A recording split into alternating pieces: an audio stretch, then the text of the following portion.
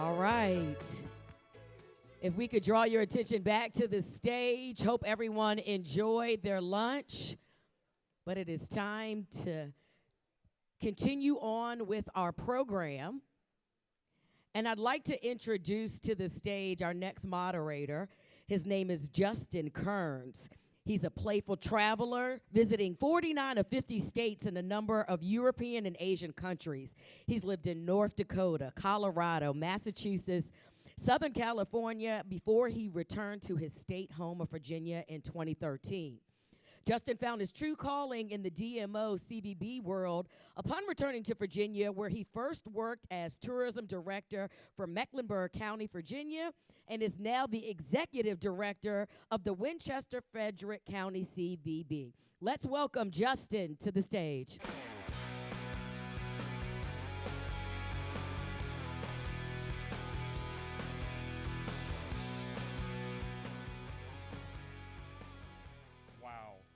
Good afternoon. Look at this, all of your beautiful faces.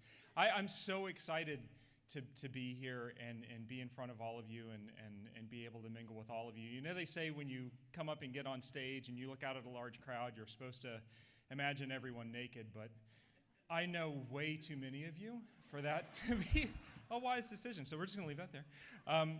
So thank you. This is a wonderful panel. I think this is a great kickoff. This is an agritourism-based panel. And we're going to talk about some agritourism this afternoon. I think it's a great introduction to the conference here. And we have John Kennedy with us. He's going to be talking in the next few days a few times to you and continuing on that agritourism discussion. So this is just kind of that kickoff. So let's get right to it. We've got two amazing public servants that are going to be up here and talking to you today. The first person that I'm going to introduce up is Virginia Secretary of Agriculture and Forestry, Bettina Ring. Governor Northam appointed Bettina Ring in 2018 to serve as the fourth Secretary of Agriculture and Forestry for the Commonwealth of Virginia. In this capacity, she supports the governor's mission of building a strong Virginia economy in agriculture and forestry, two of Virginia's largest private industries, while also protecting the environment. Prior to her appointment as Secretary, Ring was appointed by former Governor Terry McAuliffe to serve as the 7th State Forester of the Virginia Department of Forestry. As a Virginia native, Ring began her career with VDOF and held a number of leadership positions, including Deputy State Forester during her 18 years in the agency. So she's no stranger to the agritourism and the agriculture business in Virginia. Prior to VDOF, Ring was the Senior Vice President of Family Forests at the American Forest Foundation, a position responsible for overseeing the American tree farm system. On a personal note, my colleagues who work with her have the absolute warmest things to say about her. She is very, very well loved, and we are very, very fortunate to have such a passionate person here about the state and about our natural resources. So it is truly an honor for me to welcome her on stage now, Secretary Ring.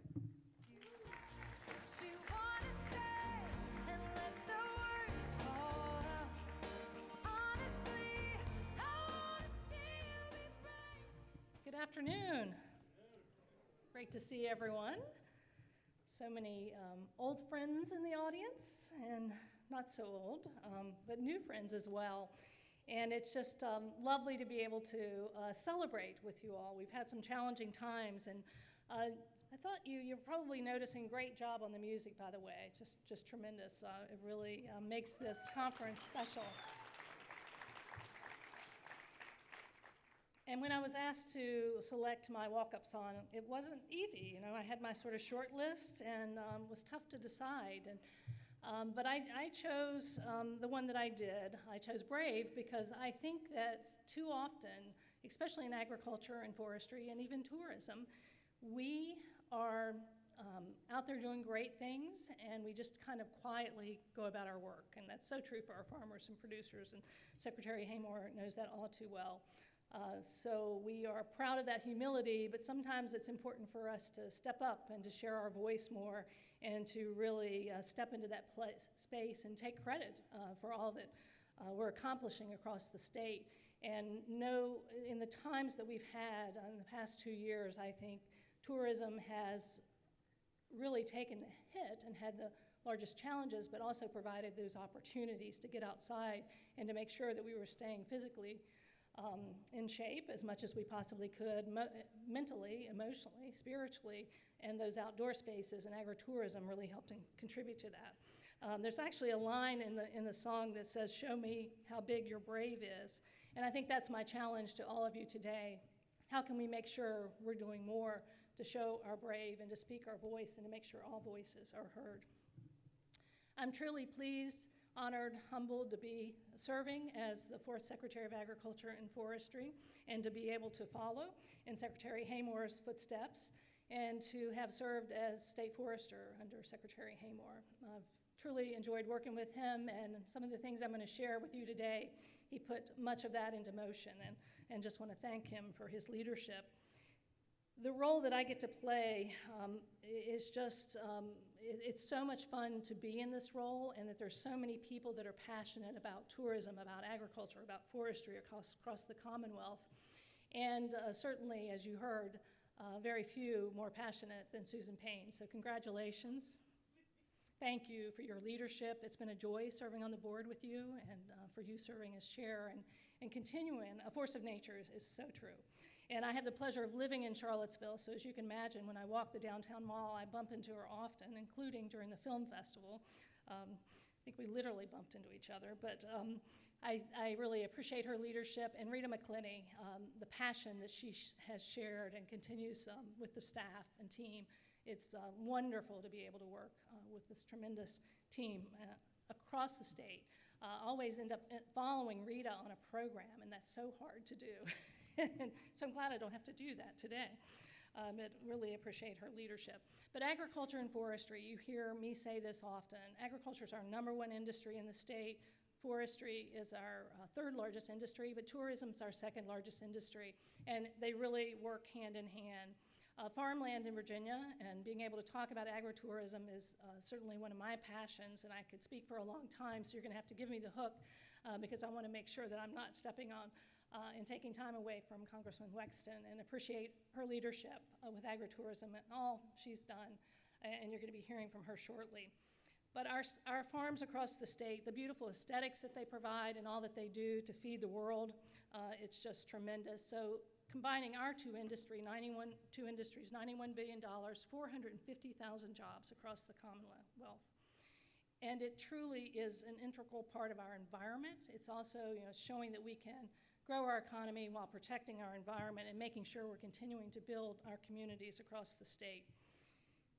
And being able to work hand in hand with tourism, knowing that we can accomplish and have accomplished so much on the agritourism side, on the ecotourism side, when you look at what's happening in Southwest Virginia with the Clinch River and all that they're doing to really capitalize on their natural assets and natural resources, and we have much more of that to come. Roanoke, I grew up near Roanoke, Virginia in Craig County, and for me to see, woohoo, Roanoke, to be able to see what Pete and others have been able to accomplish there in using natural resources as part of their economic development strategy is just tremendous.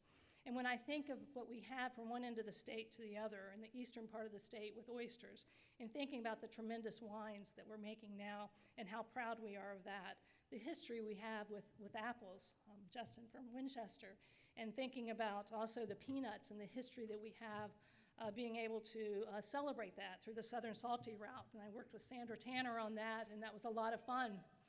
And to be able to know that we have 5-star, and we have Michelin chefs in Virginia that are doing more even during this difficult time, and to see the dining that we have in downtown Stanton with the Shack and Ian and others and what they're doing there. And we just recently dedicated our 26th state forest, the Charlotte State Forest, and looking at what we can do through the trail systems that we have here in the state and the outdoors and what our state parks offer. And I know that you all are doing more and more to actually partner with them to really be able to have conferences together, like the Trails and Greenways Conference and the Land Conservation Conference, to make sure we're working hand in hand in partnership. And we know, again, that our natural capital is something that we're very proud of in the state, and that has actually helped us get through these challenging times, to spend more time outdoors with our families when we were really being challenged by COVID, and to be able to think about these wonderful assets and what Virginia, how well position Virginia is as being number one for business. For the past 3 years, as Governor Northam would like to say, great place to live, work, and raise a family. And so much of that is because of all the work that you all are doing in the room, so I cannot thank you enough. Our food and beverage industries, our craft beverage industry, it's just tremendous when you see how much that's grown. Over 300 wineries, 330 breweries, looking at 86 distilled spirits in the state, about 35 cideries in the state, and the agritourism opportunities that they provide. And to see, again, our industry, especially agriculture and the wine industry, have to deal with weather and all of these challenges day in and day out, year after year, and then COVID hits. But the way everyone stepped up, the way everyone worked together to make sure we were getting through the pandemic, that we were keeping customers safe, that we were keeping each other safe, and keeping employees safe, I think it shows how resilient we are and what is possible when we work together. And we know we're not out of this, but we know by continuing to work together, we will be successful. Very proud to see what has happened in the silver linings. We were just talking about some of those during lunch. How do we carry those forward? How do we not slip backwards on those learnings that we've gained? And how do we continue to support you in our position and knowing that we have an incoming administration that, again, is going to be able to continue to build on and support you as you move forward? It's really, really what Virginia is all about, right? In making sure that we work across the aisle and that we do all we can to keep Virginia strong. And so whether traveling through the Commonwealth to visit farmers markets or picking apples at an orchard, enjoying a glass of our delicious Virginia wine, recreating in our state forests, I see agritourism and ecotourism as the glue that holds all of our industries together. And we know that we have more opportunities in front of us, and I look forward to exploring those with you as we have conversation and answer some of your questions. And I look forward to hearing our next speaker, and again, appreciate her leadership, and it's a real honor to be on the panel with you. So thank you. Back to you, Justin.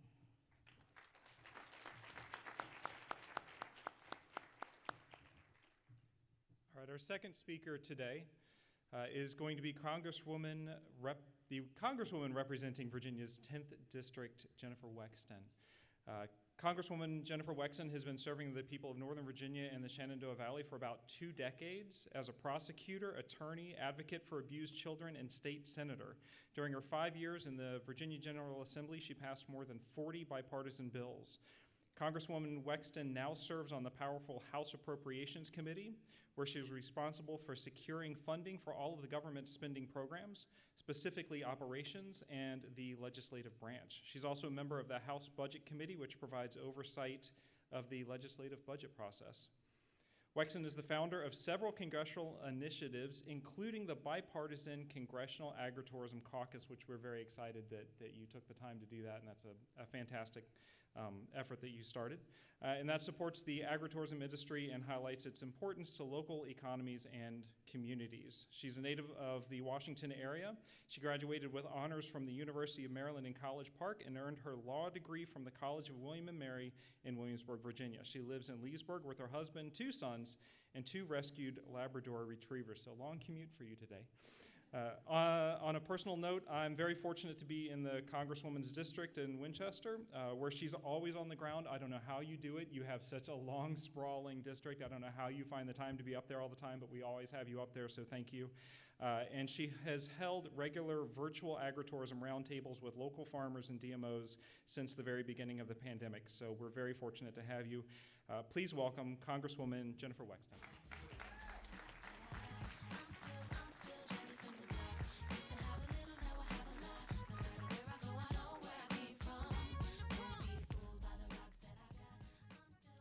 I guess my walk-up song is Jenny from the block. Well, thank you all so much for coming today. I'm so excited that you chose Leesburg and Virginia 10 to hold your conference. And why would you choose any place else, right? I mean, it is the finest of the congressional districts, for sure.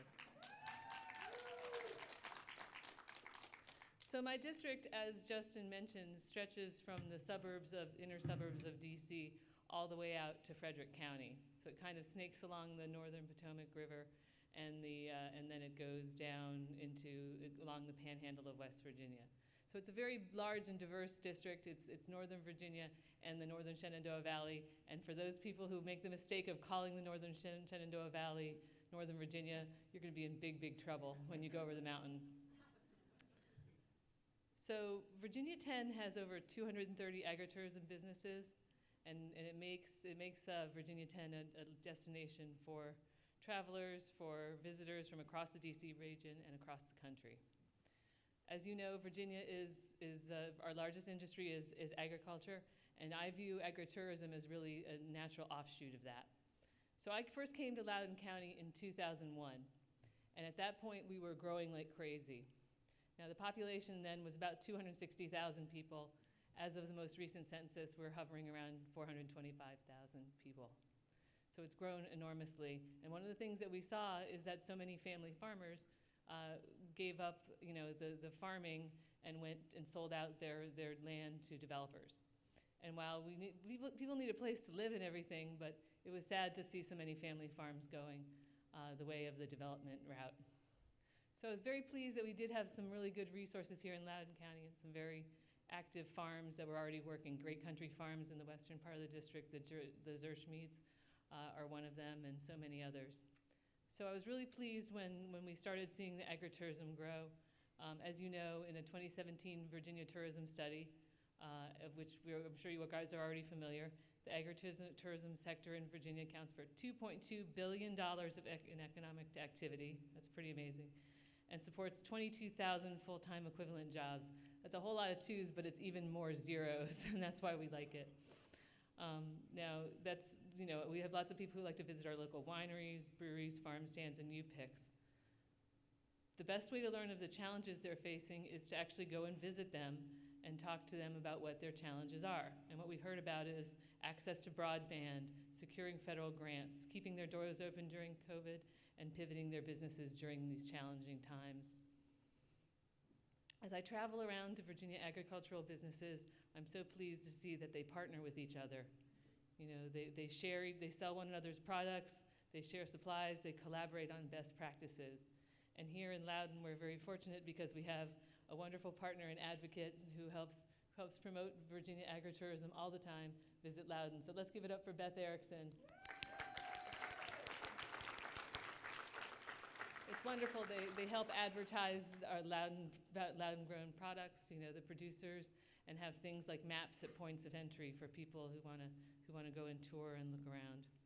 Now, in 2019, I thought that, things on the Hill, I'm gonna tell you guys a news flash that you probably weren't aware of.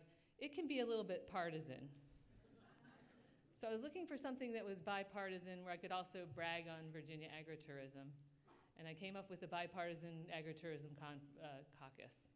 Now, it is something that has become very popular. I founded it with a member from North Carolina, David Rouser, who represents a coastal Carolina community, which is more rural but has agritourism businesses, and it's something that they're very interested in expanding. Right now, we have 15 members from all over across the country, bipartisan.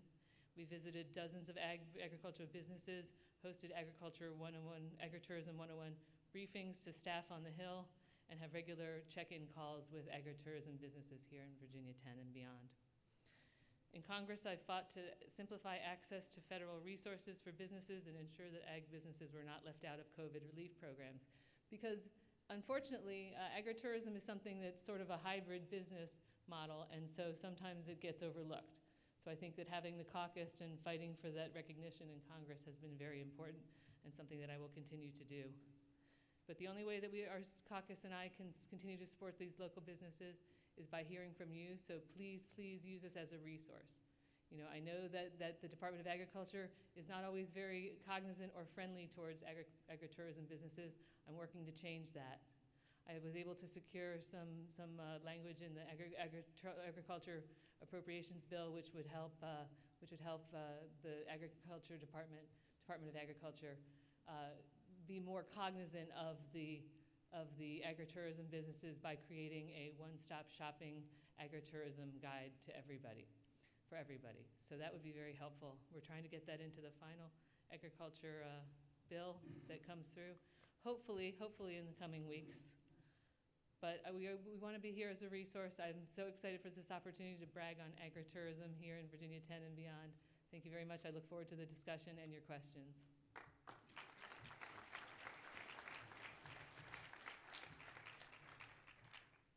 All right, so thank you. We have a couple of questions to go through here, and I will just ask a question, and whichever one of you wants to jump out at first, you can have right at it. So, you ready?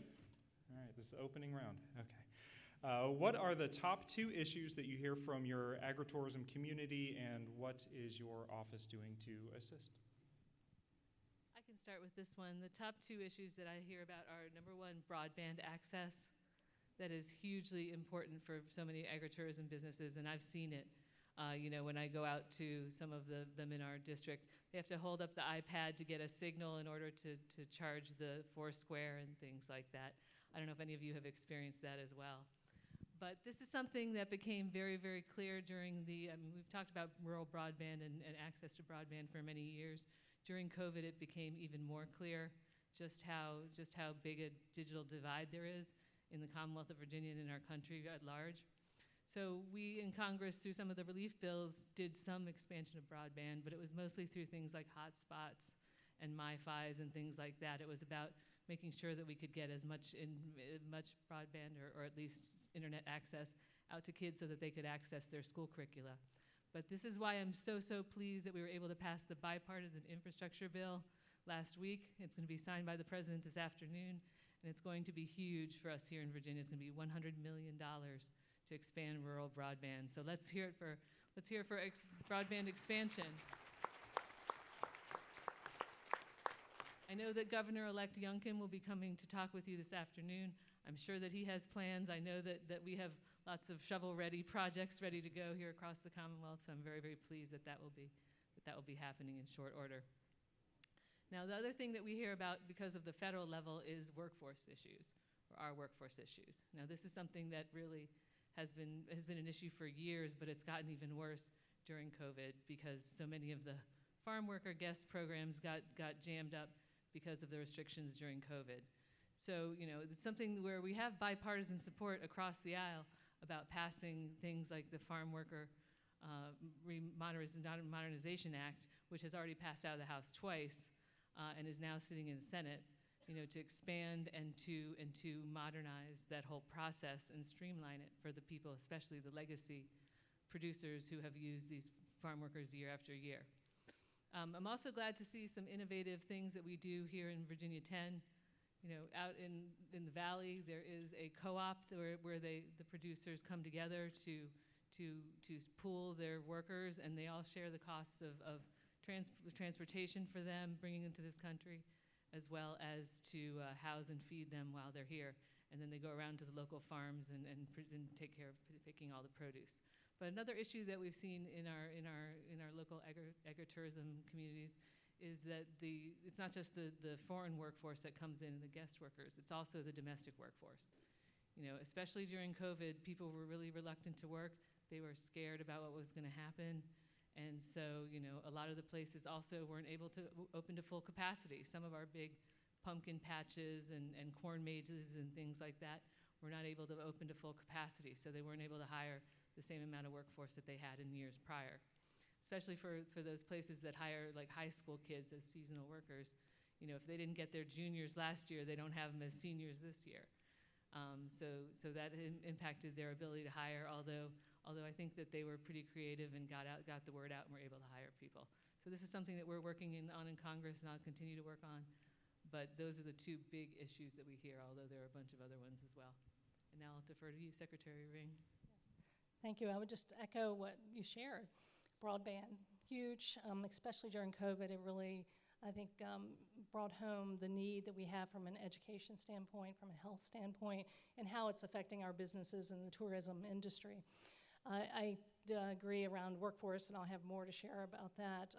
COVID, I think, across the board, and I think back to, we were actually having our Governor's Ag Trade Conference the week that we had to begin putting restrictions in place by the end of that week. So we went from celebrating and talking about trade, and this is the 13th year that we've actually held that conference, to the end of the week knowing I was in a meeting the next day and UVA was starting to dial back and asking students and faculty to leave grounds, not campus. I'm a Virginia Tech graduate, so I have to pause and say that right, Susan? Make sure I get grounds, not campus.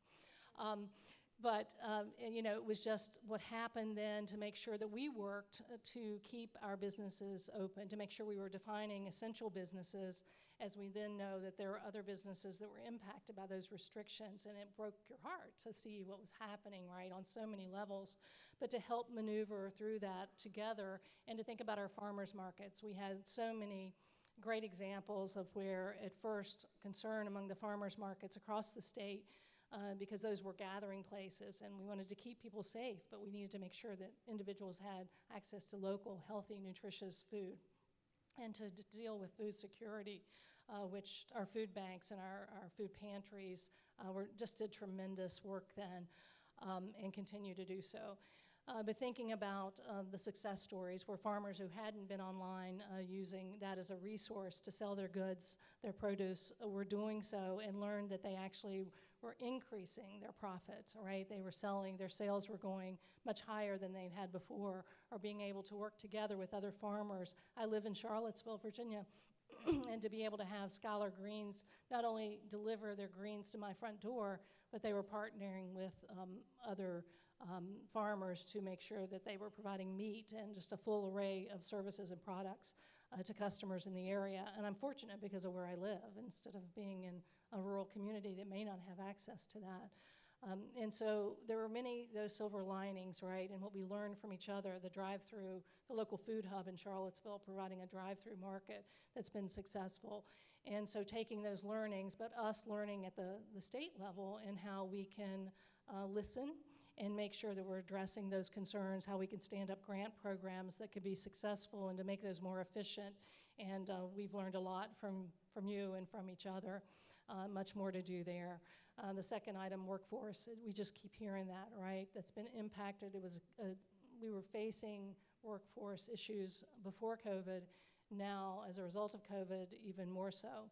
But we have great examples right here in Loudoun County. When you look at Doug Fabioli and what he's been trying to do and been doing successfully, and being able to train workers and to also be able to provide teaching in Spanish, and to make sure that we are looking at our entire workforce. Governor Northam did a lot to support our community college system and to put programs in place so that we could make sure that we were taking advantage of technical programs out there. We have a winery in Culpeper, Madison area, Revelation, and the owner of that is teaching the only viticulture program in the Madison High School there locally, and trying to provide an avenue for apprenticeships and internships. And I think, again, how do we support those examples and replicate those across the state? Because there are some good ones, but we have challenges in front of us, and again, working together, we'll be able to get through those and to, again, share your voice, share your ideas so that we can take advantage of those ideas and support each other in addressing those challenges. Great, thank you. Okay, I think we only have time for probably one more question. We're going to try to stick on the timeline pretty quick here. So let's jump to this. What funding is currently available? We talk about dollars right now. What funding is currently available for agritourism businesses and maybe the DMOs that are here in the audience? And what's available now, and then what's available that you know of that's coming down the pipe in the future? Sure, be happy to jump in. And we know that through tourism, you're hearing about through this conference the opportunities, the funding opportunities that are there, and also through Rebuild Virginia and what we've been able to provide there and will continue to provide as more funding's available in the future. But we have a program that the Department of Agriculture and Consumer Services is responsible for overseeing called the APHID program. And it's unfortunately that Secretary Haymore had to leave for a call that he had because he helped establish this program. And it was established because Route 11 chips, that I think you all are familiar with, fantastic product, was falling through the cracks with some of our other economic development tools. And as a result of that, we were able to stand up a program that supports agriculture and forestry and some of those smaller projects out there, businesses that are either getting established or want to expand, that may not have been eligible for programs through VEDP. But now we can leverage this funding, working with local government, with the tobacco revitalization funding, with VEDP incentive dollars and have been very successful in doing that across the state. We're proud of it. It's incredible the number of projects that have now been funded, and we are doing that through facility grants, which require that at least 30% of the products be sourced locally. And so again, right, agritourism is the sweet spot. We have so many great examples across the state. I can just think of 15 within the craft beverage industry since our administration's been in position, but we've funded well over 55 facility grants as well as planning grants. Our dairy industry is struggling. You were talking about farmers that are having to, unfortunately, they may lose their lands or have to get out of the business. Agritourism gives an opportunity to keep those lands intact and keep them in the family. Richlands Dairy in Dinwiddie County was one of the first APHID announcements that I made, and what they've been able to do to get children out to learn more about agriculture and to think about putting a creamery in place and changing their business model to keep that in their family. And they've had some challenges, but they've also had some real successes. And so that program has really been tremendous because it creates jobs, capital investment, but it also is sourcing locally and the trickle-down effect of that. And the planning grants we can use, in fact, we put a study together working with VEDP and others looking at value add for the dairy industry. How do we make more cheese, more yogurt, and other products in Virginia? And so please take advantage of that program. Happy to share more information about that. But that's one we're most proud of, and I love every single announcement has a story behind it that's just will almost bring you to tears, but it's something that I'm very passionate about, and we've been proud to be able to make a number of announcements. And there's more that's coming as it relates to APHID and through our programs at VDACs that I'm happy to share with you, but I want to give the Congresswoman a chance to share as well. Thank you so much, Secretary Ring. Well, in my position on the caucus and in trying to advocate for agritourism businesses, I have come to learn that there really isn't a whole lot of federal relief that's targeted specifically for agritourism businesses. Even things like the Paycheck Protection Program, which we fought to make sure that they were included as qualified businesses, it's not really necessarily the best fit because so many of your employees tend to be contract labor and 1099s. So I'm very cognizant of that. That's one of the reasons that I'm trying to get the USDA to actually study this issue. First, by coming up with a census of the agritourism businesses nationwide, and then also to come up with a resource guide for them. And if that makes it through appropriations, that'll be a good start. Another thing I think that I would love to see that is probably a heavier lift is something like an actual dedicated position at the USDA for agritourism, because I think that would be very helpful in terms of creating resources and heightening awareness. But the two main programs at USDA that are grant programs that would qualify under the agritourism umbrella would be the Farm Market Promotion Assistance and the Local Food Promotion Assistance. Some of those are technical grants, but there are money grants as well. It does require a small match, and I think that these businesses would qualify. But I would love to see actual specific grants just for agritourism communities, and so that's something I'm going to continue to fight for in Congress. Okay, thank you both. We are right about at time. Do either of you have a final closing statement you'd like to say? I just would like to say that the way that agritourism businesses have contributed to our community and helped preserve that rural character is something that's so valuable, and we need to make sure that we keep taking care of it and nurturing it. I also want to commend all of the agritourism businesses for the way that they managed to pivot during COVID. It was really remarkable, making it through.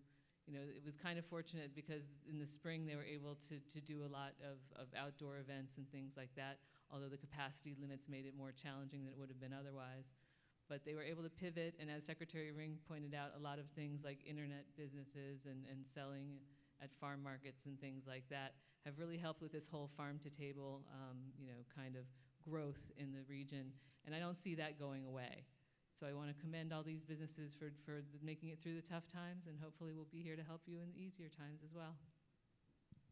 And I would just like to say thank you again because you are making a tremendous difference. And if you look at our beautiful Commonwealth, from Southwest Virginia to the Eastern Shore, from Northern Virginia to the North Carolina border, we have so much to be proud of. And we have so many great stories across the Commonwealth of how people are working together in their own communities. And you're helping save the family farm. Agritourism is making that possible. I have so many examples. Beaver Dam, the Sunflower Festival, right, in Botetourt County. and to think, how do we share those stories? And you all have provided that platform and the forum for sharing those stories and helping us replicate those across the state. I recently had the opportunity in Grayson County to be able to go down and spend a day with their ag development officer and their county administrator, and they were able to bring in, and I have to share this story because it's so cool, and then we can wrap. But it's the intersection of agriculture and forestry, and they knew they needed a permanent structure for their farmers market pavilion. And they brought in, they have an individual who lives in that community that has a timber framing business in North Carolina because they're close to the line. They brought in through the Timber Framing Guild individuals from across the U.S., as far away as Vancouver, even in Canada, to also the Pacific Northwest. And they came into Grayson County for the first 2 weeks, basically, the first 10 days of October, and installed a permanent structure that is now also going to serve as a community gathering place, and it's gorgeous. And I went down for one day as they were working on that and actually got to participate and help out a little bit, and to be able to know that they fed those individuals 3 meals a day, and they housed them in that community. They had over 75 individuals serving them local food. And so they got to experience Virginia, and they got to experience Grayson County, and they're used to participating in these volunteer activities and having something that comes, a processed food that they're having just to kind of get through the week, right, for their project. But they had incredibly well-cooked, delicious meals, and so it was this intersection of showing what's possible with agriculture and forestry and tourism and how it's going to make that community better. So let's keep lifting up those stories and lifting each other up, and we're going to get on the other side of this, and we're going to be even stronger. So thank you. Awesome. All right, everyone, Congresswoman and Secretary, thank you so much.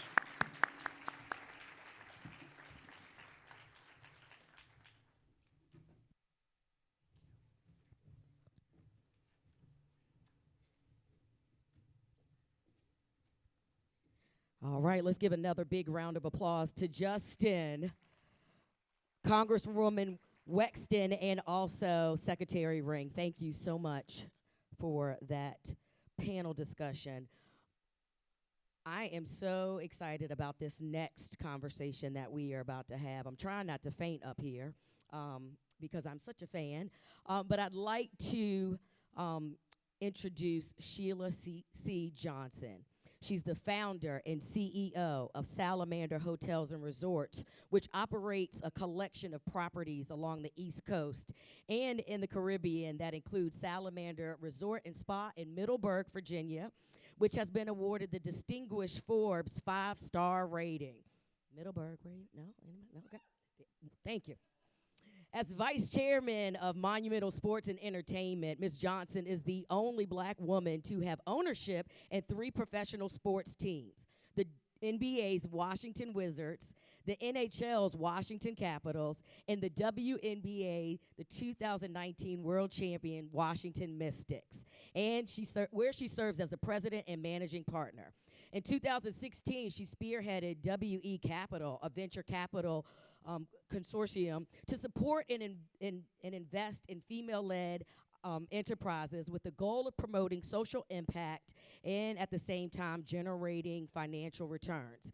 Ms. Johnson has been a powerful influence in the entertainment industry, starting with her work as the founding partner of Black Entertainment Television, BET, and she served as the executive producer of the documentary and feature films. Ms. Johnson is the founder and chair of the Middleburg Film Festival, an annual celebration of independent films. It continues to attract Oscar-worthy films such as Green Book, La La Land, and 2019 Oscar winner Parasite.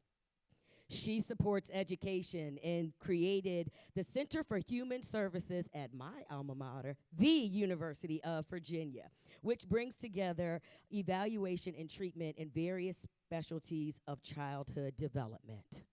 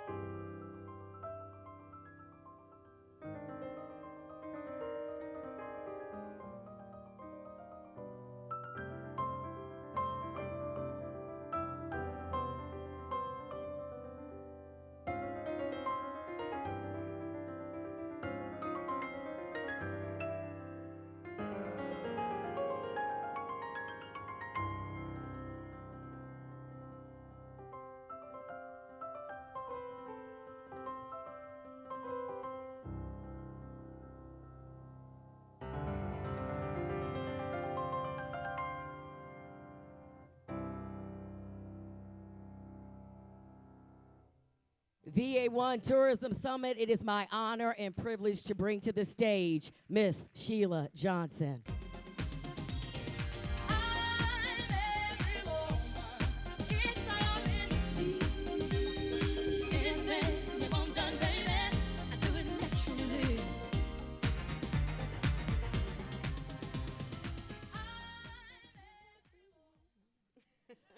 When I was asked or told that I was going to interview you last year, I had never been prepared for an interview like I was, and I am so glad that we got to bring you back this year. So it is truly an honor to be sitting with you today. So we're going to get into these questions.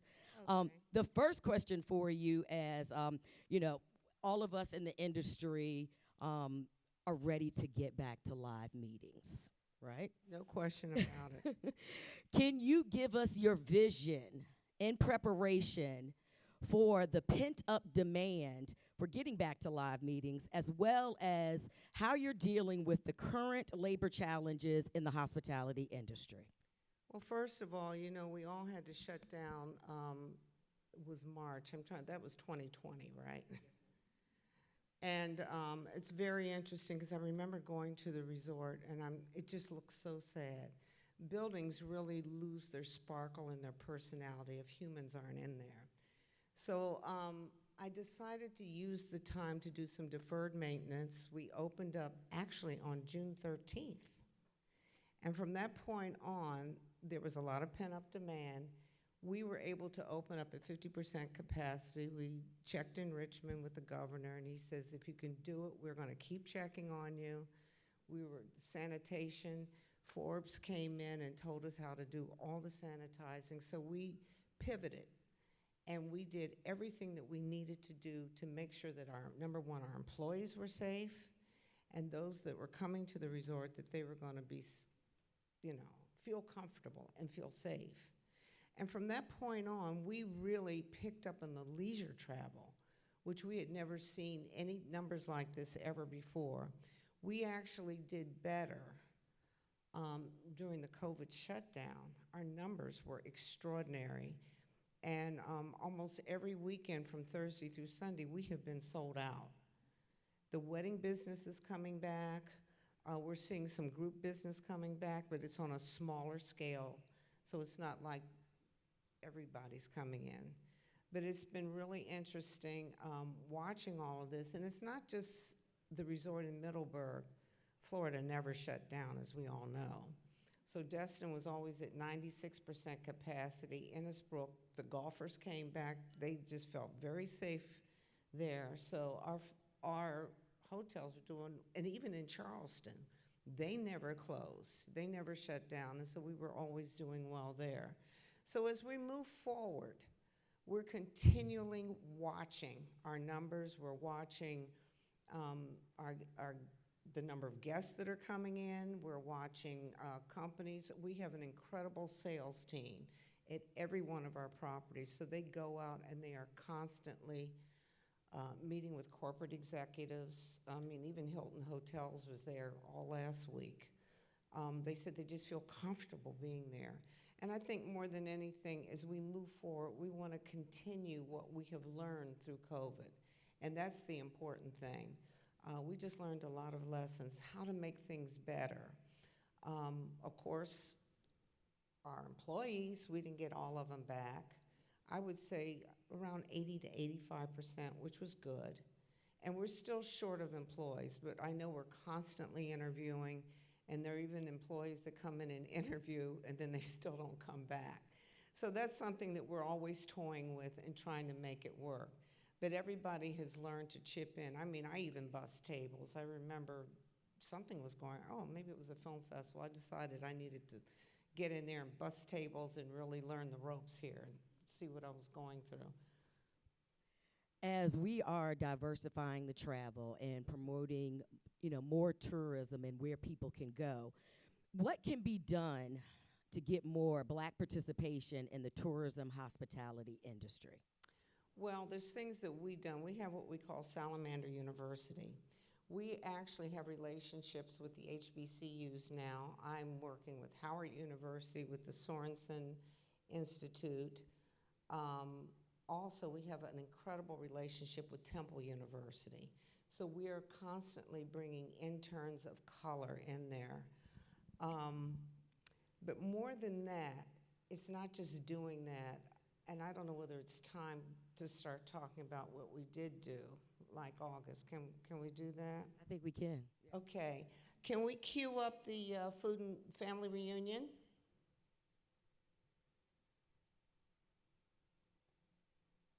And we need some sound. Family reunions. What you have to understand, we get together, our families get together, and we do it at family reunions. I've been surrounded by so much love and inspiration, from the panel discussions, to the breakout sessions, to the lunches, to the parties, to the special guests like Dave Chappelle popping up. I've always had the vision to bring some of the most important people to this resort to really talk about issues that are past, present, and future.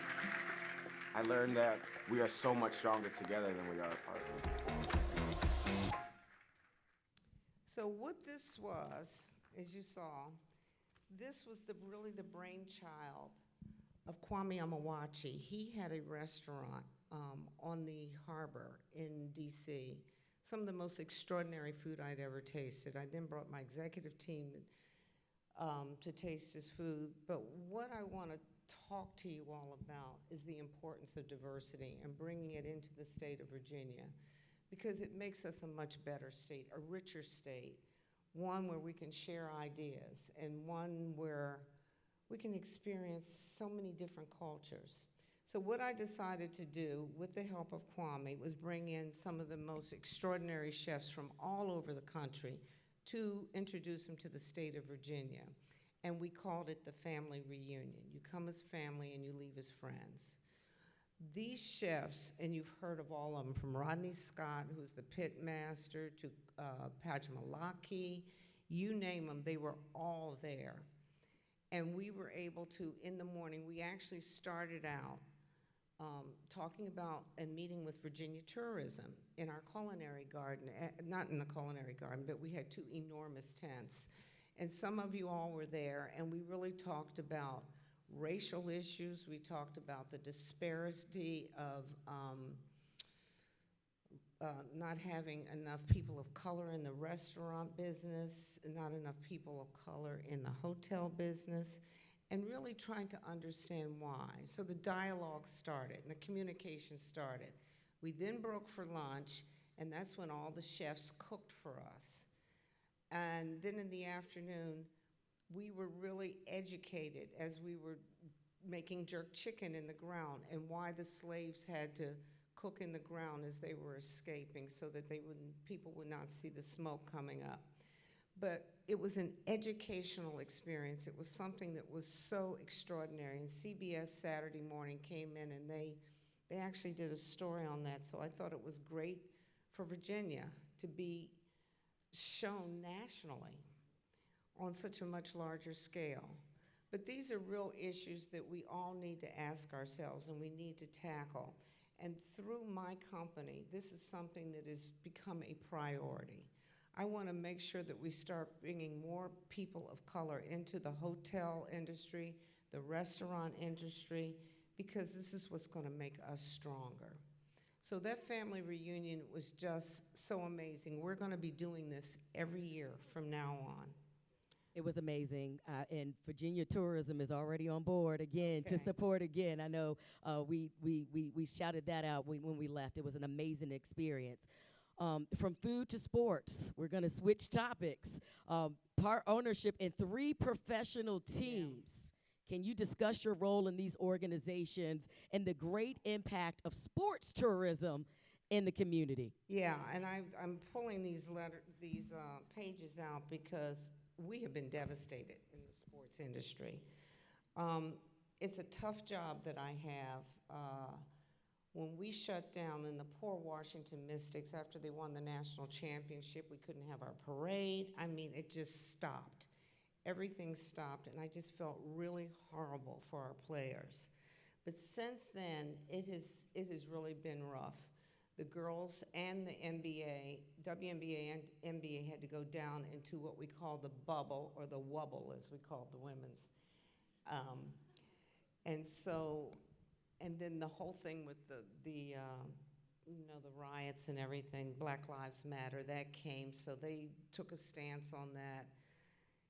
It has been a tough 2 years, and I will tell you, because I'm going to read these losses to you. So Monumental Sports and Entertainment usually generates $15 million a year in tax dollars for DC.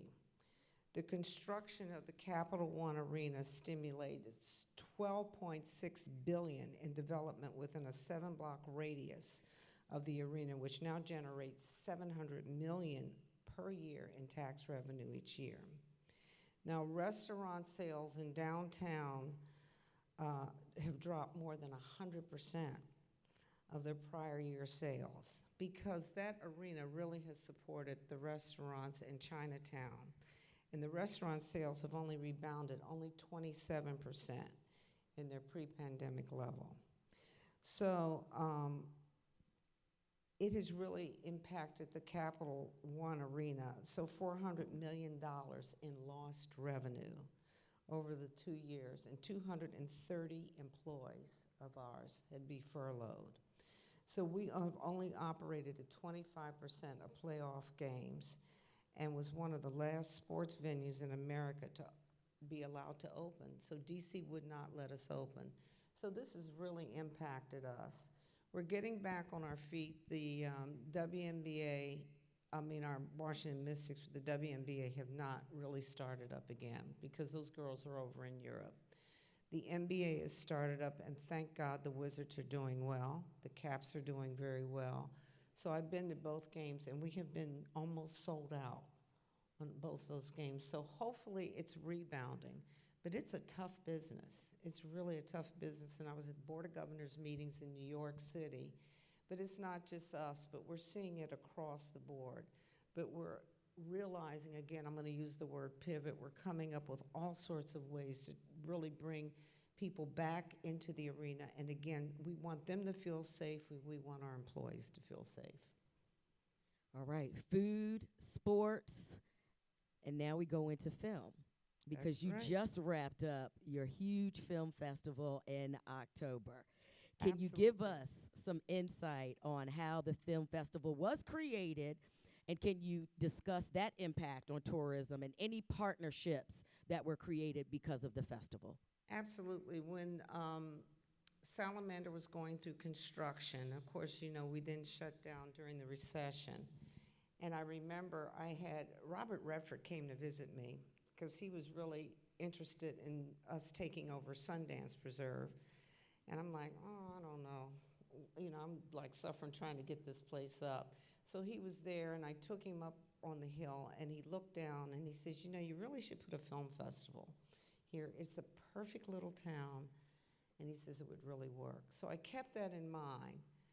So when we opened, and I had planned it a little bit before, when we opened on August 27th, we then decided to start the film festival in October.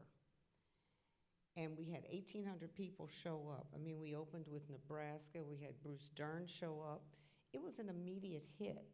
We now have over 4,000 people that come. This year, we just finished our 9th year. We have never lost one dime.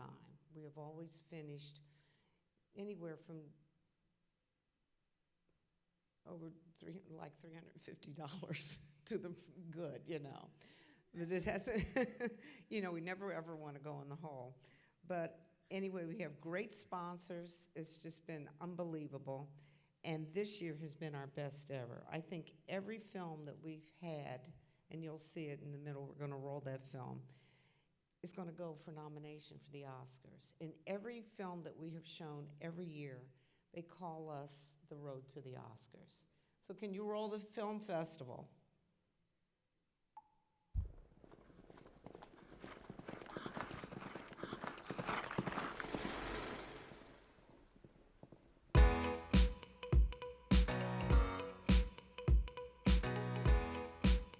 Please welcome Ken Brennan.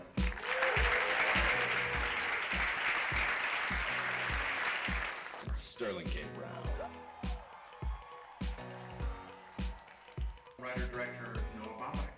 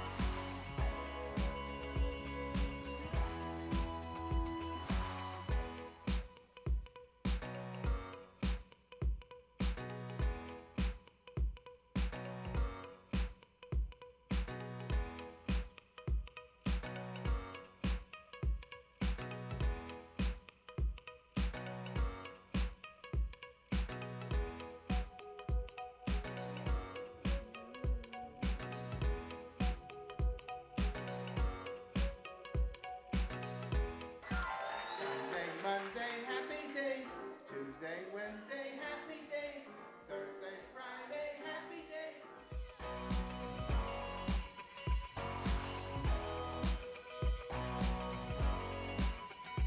I was joking on the phone there's gonna be a fireside chat, not knowing it's literally a fireside chat.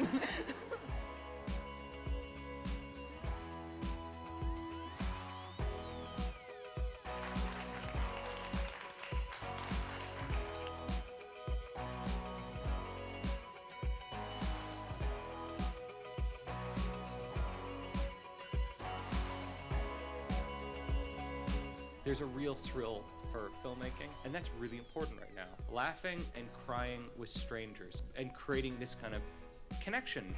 The best film festival in the world.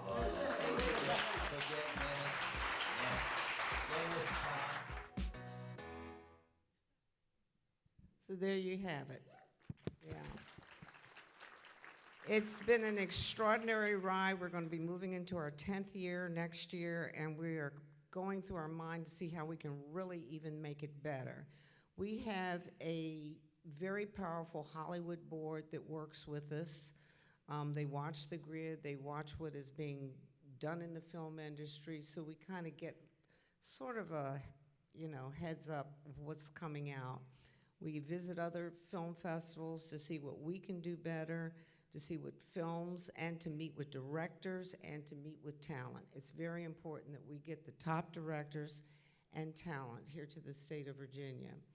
It has been, everything that I've shown you today has just been amazing, and we have to do this. I just don't dream this up for a reason. It is to bring business here.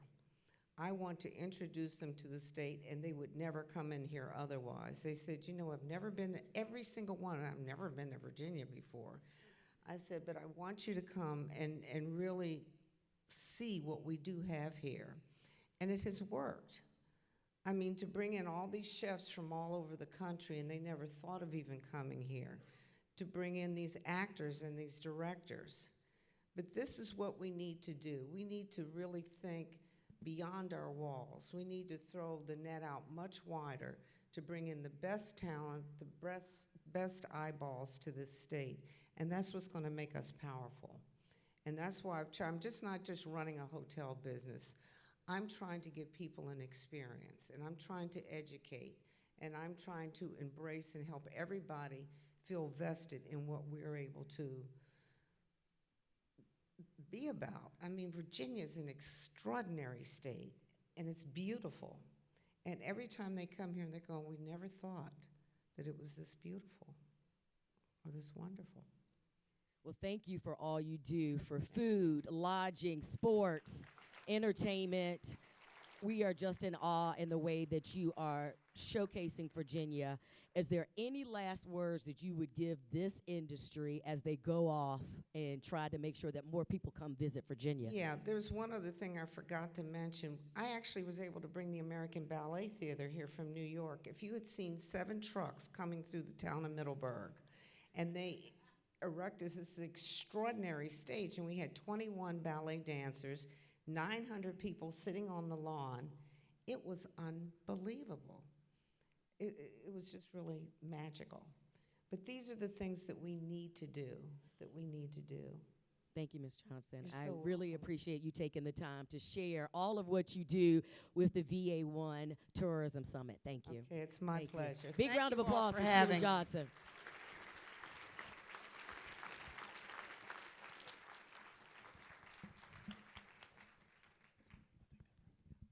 All right, we are wrapping up this session of today's conference, but before we do so, I want to remind everyone to support the Tourism Gives Back charity, Project Search. Project Search is a program that secures competitive employment for people with disabilities. And we want to make sure throughout the conference that you are giving contributions to our nonprofit, which is Project Search.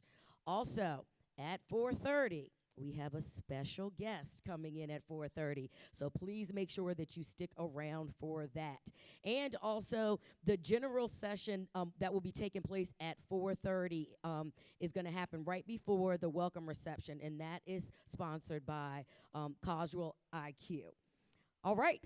Dessert break also is in the next room and is sponsored by Our State Magazine, and that's happening in the exhibit halls. Don't forget, stuff starts right at 2 p.m., so make sure that you can run to the bathroom, get yourself settled, and join us right back at 2 o'clock in the Loudon Auditorium and Potomac A and B and Potomac DE. Thank you.